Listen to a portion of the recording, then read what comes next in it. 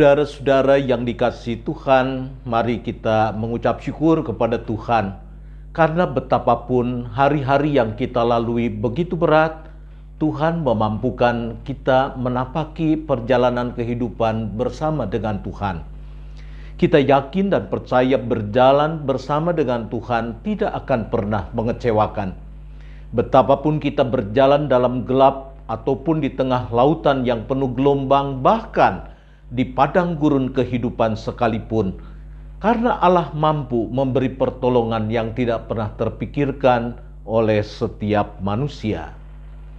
Pernahkah terbayang oleh kita bagaimana Tuhan mengenyangkan lapar dan memuaskan dahaga umatnya di padang gurun ketika mereka keluar dari tanah perbudakan Mesir?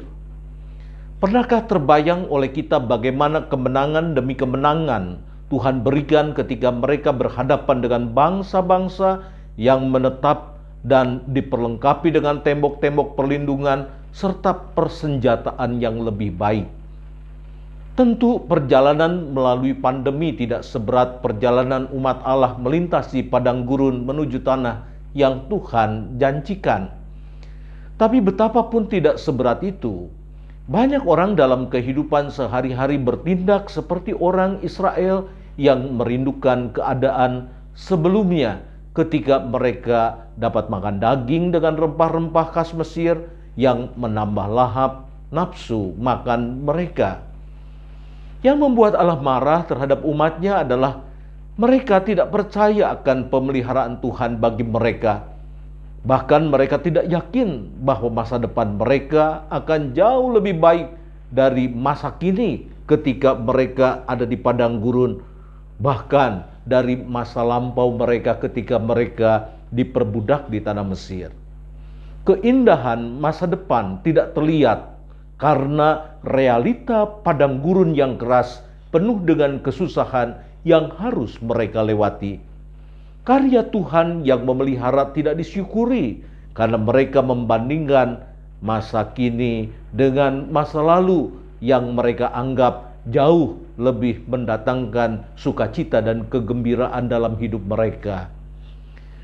Biarlah ini menjadi pembelajaran yang berharga bagi kita semua.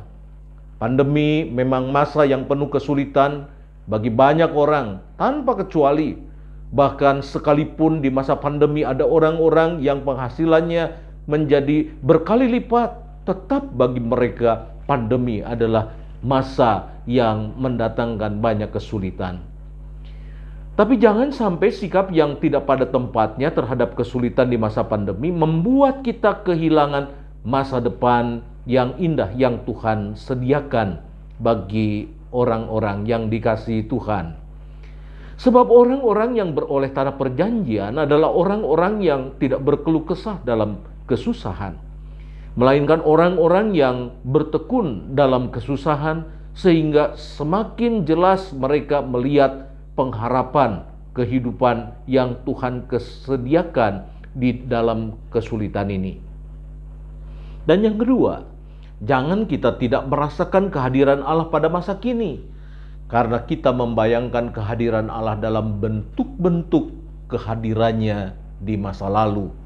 Allah Israel adalah Allah yang turut mengembara, Allah yang ada di perjalanan kehidupan itu mengalir dan tidak ada satu yang menetap.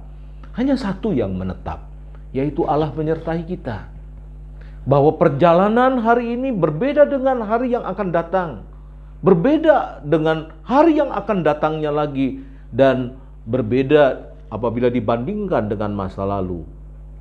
Tetapi satu hal, bahwa kasih setia Tuhan tetap bagi setiap anak-anak yang dikasihinya.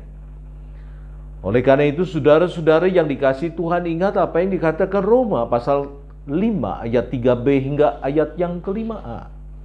Kita tahu bahwa kesengsaraan itu menimbulkan ketekunan, dan ketekunan menimbulkan tahan uji, dan tahan uji menimbulkan pengharapan, dan pengharapan tidak mengecewakan.